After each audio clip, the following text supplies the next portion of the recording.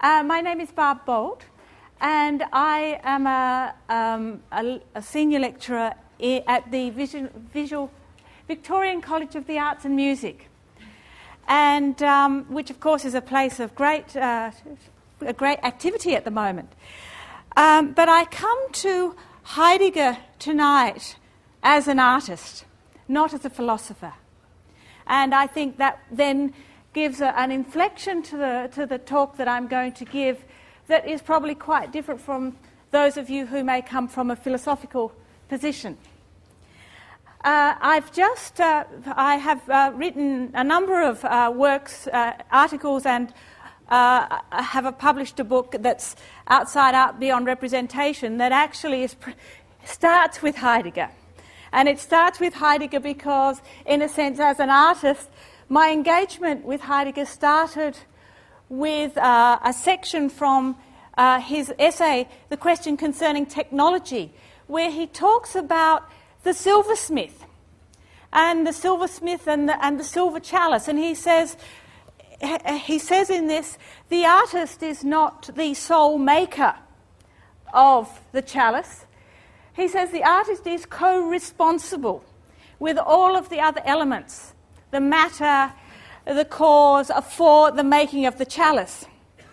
And so for me it was a very important beginning to my art career, because I had of course been going around mastering my paints and mastering my tools. But what this engagement with the question concerning technology gave me was a rethinking of what it is to be an artist and what it is to work with one's tools and materials in the emergence of art. And so that is what brought me to the position where I came to engage with Heidegger. And I guess that gives me a start. And so the works that I am doing, the works that I do, are very much a co-collaboration between me and my paints and my canvases, rather than me demonstrating any mastery in that activity. So that Heidegger's thinking has come to underpin my practice. But for those of you, I would like to offer a welcome and an invitation. If you would like to come to my exhibition at Catherine Asquith on the 17th of September, on Thursday night, but it clashes with this, so you may not want to come because it's always difficult. Everything's on a Thursday night. So, but you'll be most welcome to come to that exhibition after you've been to the illuminating discussions here. So I want to welcome you tonight and thank you for coming. And now I would like to introduce the paper that I want to give. So I want to start with the kind of, in the discussion, in the brief, the abstract that I gave, I said that I would be talking about the origin of the work of art. And in a sense, as time goes by, you sidestep, and I've stepped slightly to the side. And I'm much more working with a section on tools and the tool analysis that Heidegger makes in Being and Time, and that's where I'm going to situate this talk. But remember, I'm situating it as an artist and not as a philosopher, as an artist who works with Heidegger's ideas, but not as a philosopher, and I think that's a very important beginning. And now I want to rip this off, but I can't because I'm all geared up. Never mind. So in his first post-war lecture, given at the beginning of 1919, Martin Heidegger entered the lecture theatre and began by asking how we experience reality before we begin to organise it according to our scientific or preconceived worldview. And I think it's a lovely place to start because you've all tonight actually come into this theatre. So I'm going to start with that. And I'll start with a quote.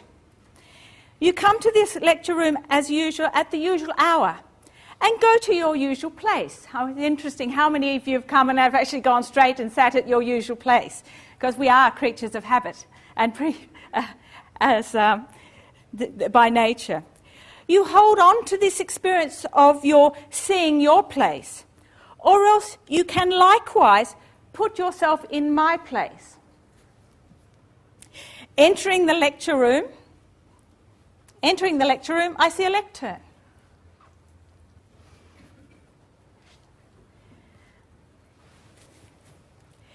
What do I see?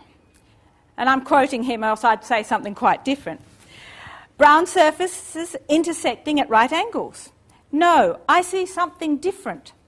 A box, moreover a biggish box, with a smaller one built upon it. No, that's not it at all. I see the lectern at which I am to speak, which, thank you to Gillian, I have. You see the lectern from which you are spoken to, from which I have already spoken. There is no, as it is called, founding connection in the pure experience. It is not as if I first saw brown intersecting surfaces, which subsequently present themselves to me as a box, then as a speaker's desk, and next as an academic speaker's desk, a lectern, as if, in a manner of speaking, I was sticking the lectern element on a box like a label. All that is bad misinterpreting interpretation, a deviation from purely gazing into the experience. I see the lectern adjusted too high and I can't do anything about that. I see the lectern at a single stroke, as it were. I don't see it in isolation. I see the lectern adjusted too high for me. I see a book lying on it, or directly disturbing to me. I see the lectern in an orientation, in a lighting. Not quite what he had in mind with these, but I see it in a lighting, against a background. In this experience of the lectern seeing, something presents itself to me from an immediate environment. This environmental something, these are not things with a definite character of meaning, objects moreover conceived as meaning this or that, but the significant aspect is the primary experience, which presents itself to me directly, without any mental detour via a grasping of things. Living in an environment, it means to me everywhere and always. It is always in this world. It is worlding. So this idea of worlding the world, always in. So let us reflect for a moment on your arrival here tonight. What did you, just take yourself back about 10 minutes, 15 minutes, or a couple of people, half an hour or 3/4 of an hour ago? What did you notice as you entered the lecture theatre? Or perhaps you didn't notice anything because you were so busy with your own internal monologue about the worries or perhaps the joys of the day, and that you actually didn't notice anything, that you were totally engrossed in your internal world.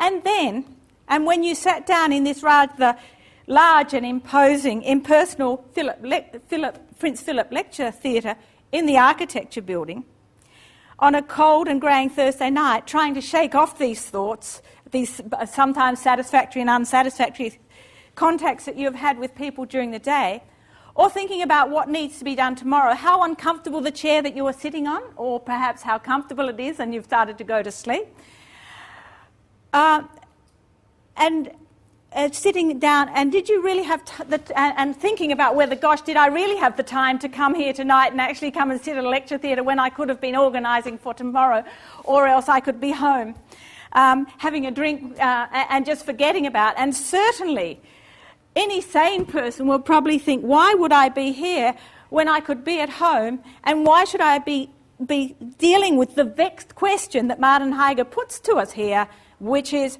how do we experience reality before we begin to organise it according to our scientific preconceived worldview? Now Heidegger, as those of you who have read him will know, asks many questions and he gives few answers. However, in asking the question, Heidegger wants us to take notice of those things that in our everyday life we become too busy to notice, or are too close to notice. And often we're just too close to notice. We're in there and we're too close to notice. And in asking the question, also too close to notice, or else that we have such pre-existing preconceptions that we can't see actually anyway, so that there's so many veils be in front of our eyes that we actually don't notice what things are in themselves. And so in asking the question, he's coming to ask us, what are things in themselves? And this example of the lecture theatre from his lecture is one such thing. So in our everyday life, and I think we all accept this, in our everyday lives we get so caught up in life, in the trials and tribulations of work, family, friends and activities. So for me, in trying to put this lecture together, I'm thinking about the artwork that I've still got to do, the articles I have to read and write, the papers to write, the lectures, the bills to pay, the groceries to buy, the friends I need to ring or text, and all the things that I've got left behind because I get so caught up in those things. But because we get so caught up in those things, we very rarely, and I think we very rarely, if ever, actually pause to wonder about what all this means for our being as a being. Not as a human being, but as a being. Our heads are so full of the stuff of the everyday that the meaning of being, which is the central question of Heidegger's whole philosophy, the meaning of being keeps slipping away. In this very simple and immediate example of drawing our attention to something that is right here, this lectern right here, in actually using that, and as he did in his lecture, he spent the whole lecture talking about the lectern, which I'm not going to do, but in actually drawing our attention to what is right here. Heidegger brings a method that draws our attention to something that is usually so close to us that we don't normally notice, in order to ask the question of what is the meaning of being, and also what is the meaning of being in the world.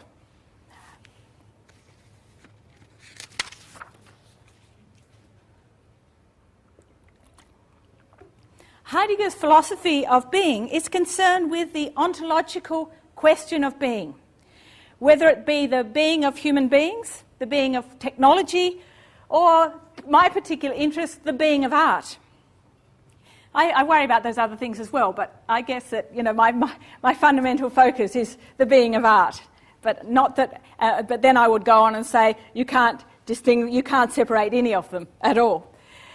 Whilst he worries that in our everyday life we get caught up in the mere verbiage and chatter of the everyday and forget the question of being, he also believes that any investigation of being must begin with our everyday experience in the world. However, he also wants to make a clear distinction between our everyday experience of being in the world as human beings and the fundamental ontological question of being. For Heidegger, the central question concerning being is not the everyday activities and practices of human beings as we go about our everyday life, but rather what such activities and practices can reveal or disclose about being. Now, I need to make it clear at the outset, and for those of you who have only just arrived, it's probably my disclaimer.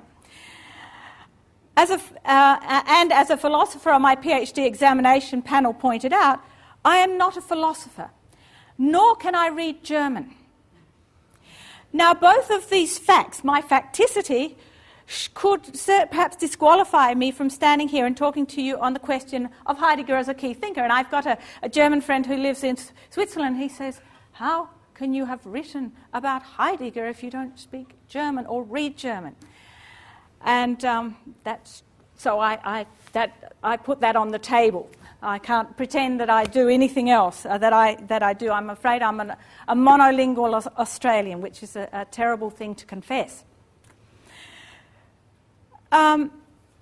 However, it is precisely because Heidegger begins with our experience in being in the world that his questioning makes practical sense to me as an artist. The fact that I don't see the lectern theoretically, I don't see this thing theoretically, the fact that I don't see the lectern theoretically as an object with particular qualities, such as, just as I don't see my paints as a chemical composition, I don't see them as that. I see them, I come to understand them through using them, not through their chemical composition as paints. So the fact that I don't see it theoretically, but actually see it as an orientation, it is not just a box of intersecting, well, in this case, grey surfaces, not brown surfaces, as Heidegger's was. Nor is it merely a box that I put my things on.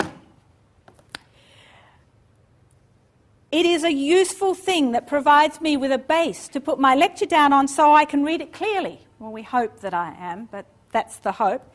It is a tool with a bank of technological devices, such as the microphone to help me project my voice to you, voice, and an audio-visual bank that helps me project images so that you can see them, rather than having you all come down here, because there's a bit too many of you come down here and huddle around there. So what this lectern is to me is it is a tool. And also the other thing it does, it actually helps me hide my nervousness behind here, so I can be kind of nervously be hidden from you. So in a sense, it is a piece of equipment that is being useful to me in many, many different ways. However, as my earlier comments reveal, it is not until I begin to use this lectern, put my sheaf of pages on it, test the microphone, manipulate the technology to bring up the slides, that I actually begin to understand the being of this lectern. Now, it is through use, what Heidegger calls equipmentality, that I world the world. In use, its being is revealed to me, which of course is really interesting, because being an obsessive compulsive, I came in here at 3 o'clock this afternoon and set up the technology, put my PowerPoint on, and so that, because I thought if I can use it, I will be much more relaxed when I come in tonight. But when I came in tonight, somebody else had fiddled with it. And they'd closed down the Mac, and they'd bought up the PC. So, of course, what I thought I'd actually put on there wasn't there. And so I was left here absolutely helpless. And this is something Heidegger talks about, when we are helpless.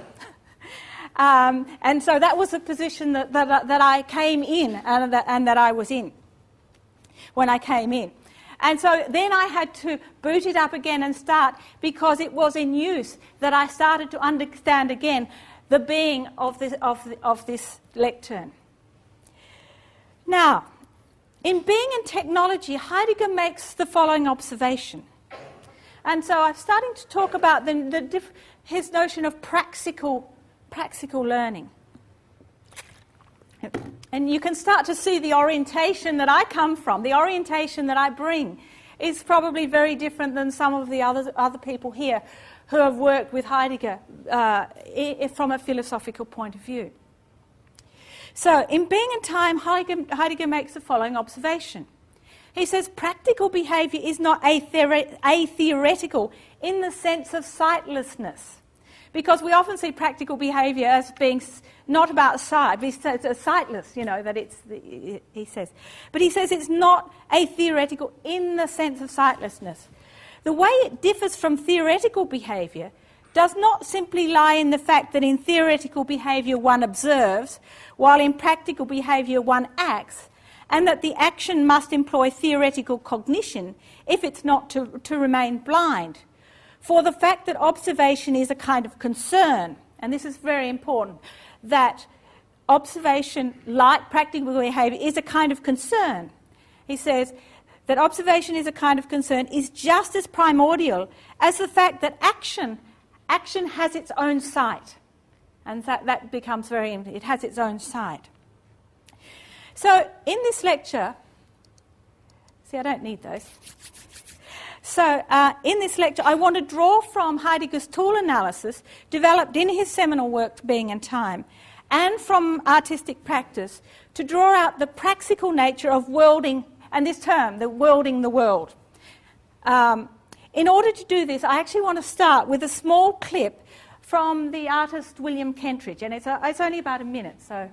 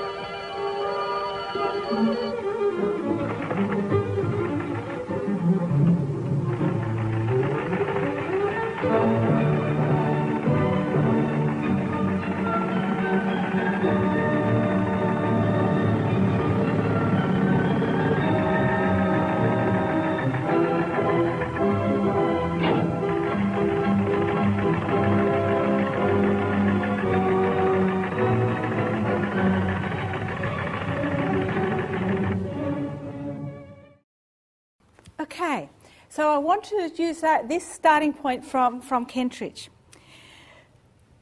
In the documentary, William Kentridge Drawing the Past, the South African artist William Kentridge reflects on the making of his animation films, particularly the short films featuring property magnate and mine owner Soho Eckstein, who was the guy in the bed with the plunger coffee pot.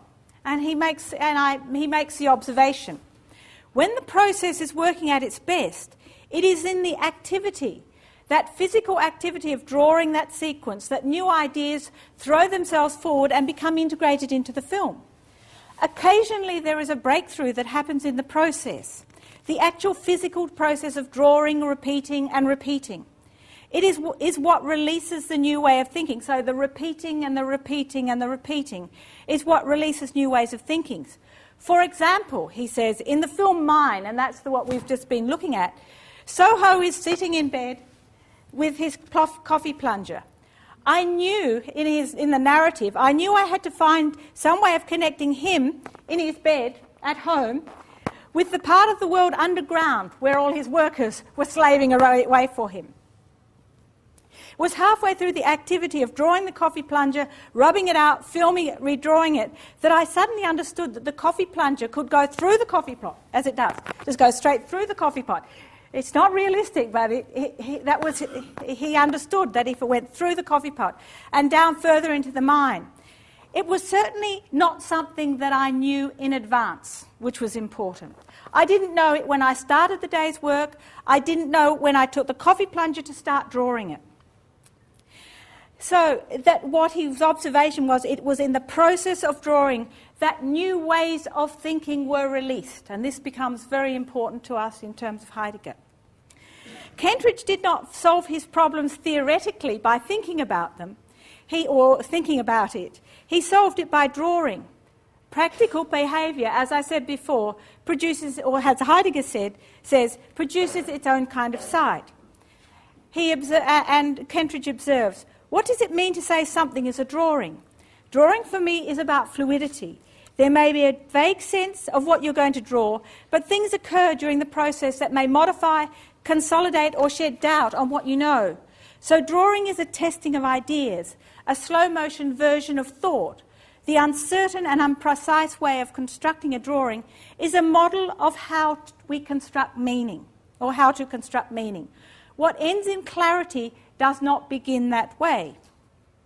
In this relationship of handling, and I then introduce this term handling, that the work of art is the particular understanding that is realised through our concernful dealings with the tools and materials of production.